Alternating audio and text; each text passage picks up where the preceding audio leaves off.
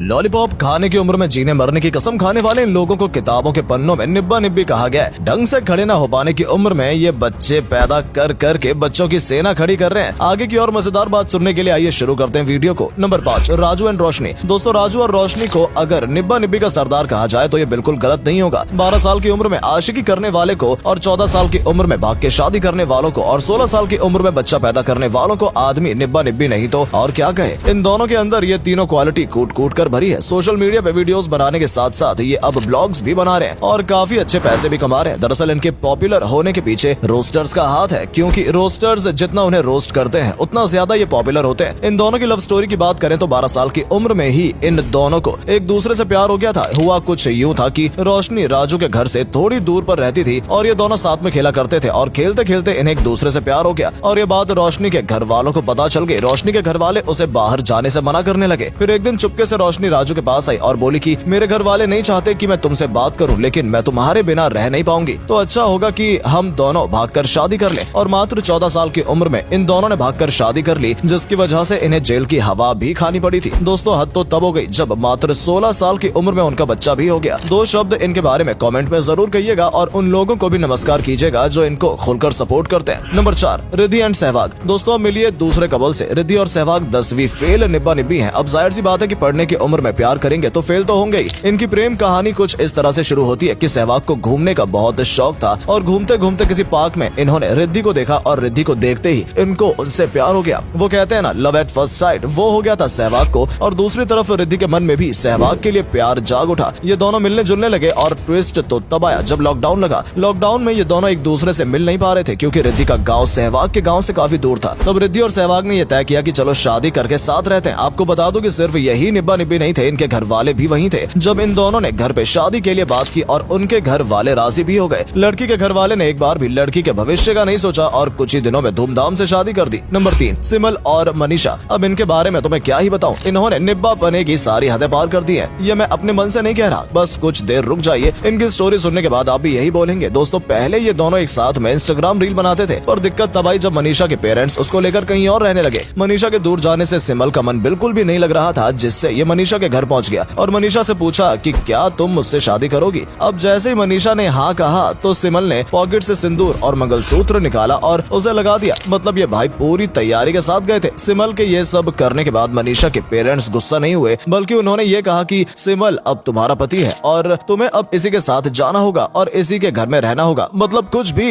इसके बाद ये दोनों साथ में रहने लगे, लेकिन मनीषा कुछ ही दिन बाद सिमल के घर से भाग गई और अपनी दीदी के देवर रोहित के साथ रहने लगी और कुछ समय बाद उनसे शादी कर ली। जितनी जल्दी शादी उतना जल्दी भागी, ऐसे लोगों के साथ ऐसा ही होता है। नंबर 1, सुनील एंड गुड़िया। दोस्तों, इस निब्बा निब्बी की कहानी भी उसी तरह है जैसे बाकियों की थी, मानो जैसे इन लोगों की कोई अलग प्रजाति हो। इस निब्बा निब्बी की कहानी ये है कि ये दोनों एक ही गाँव में रहते हैं, जिससे इनका मिलना जुलना लगा रहता था। ये दोनों साथ में कई बार मिले, जिससे दोनों को एक दूसरे से प्यार हो गया। प्यार होने के बाद शादी के लिए इन दोनों ने अपनी फैमिली वालों से बोला, पर कम उम्र होने की वजह से इनके घर वालों ने साफ मना कर दिया। पर इन्हें तो आशिकी 4 मूवी बनानी थी, तो अपने प्यार को पूरा करने के लिए इन्होंने भागकर शादी कर ली। इस समय ये दोनों एक दूसरे के साथ रहते हैं और इतना ही नहीं, ये लोग मम्मी पापा भी बन चुके हैं। तो 2 शब्द जरा इनके लिए भी कमेंट में छोड़ते हुए जाइएगा।